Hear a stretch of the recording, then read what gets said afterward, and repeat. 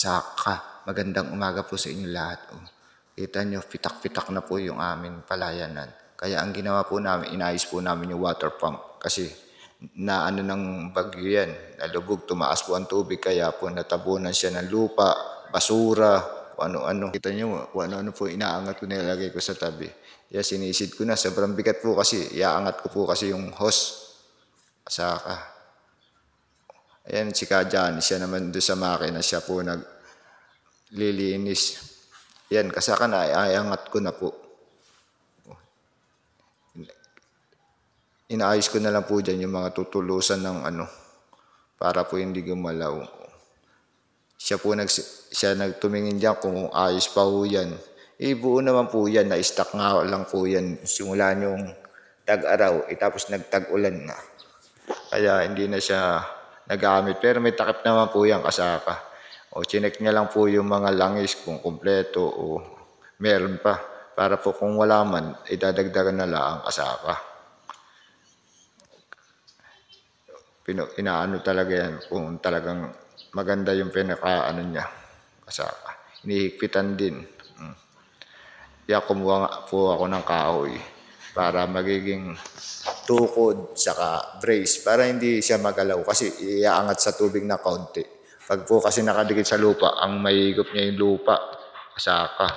Kaya kumuha ako ng kahoy para hindi siya nakalubog sa lupa at nakaangat ng kaunti lang naman. Kaunti lang naman angat niya doon sa lupa. Para lang po ang nahihigop ng ng bungo ng water pump ay tubig lang, hindi po yung madumi. Kasi pag yung patigil-tigil po yan. Tinatanong na ni Kajani kung ayos na po raw yung ginagawa ko. Sabi ko, sige, tatalian na lang yan. Para, yan, pwede na paandarin yan. Yan. Ayan nga po si kasakang Romy, kasama rin namin. Yan, na-set up na po. Papaandarin na lang. Oh. Si Kajani po unang magte-testing.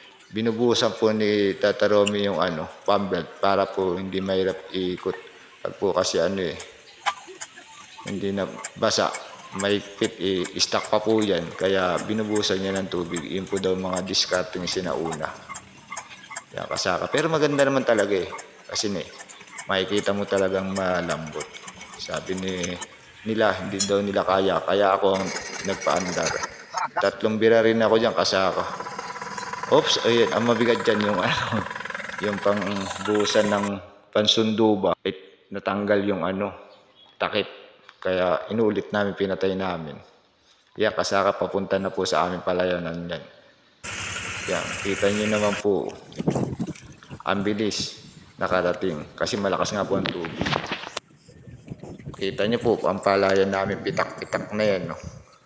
Oh, sa sobrang tuyo. Dinamo na nga po kasake sa sa init, sa walang tubig na umaagos Yan, kasaka.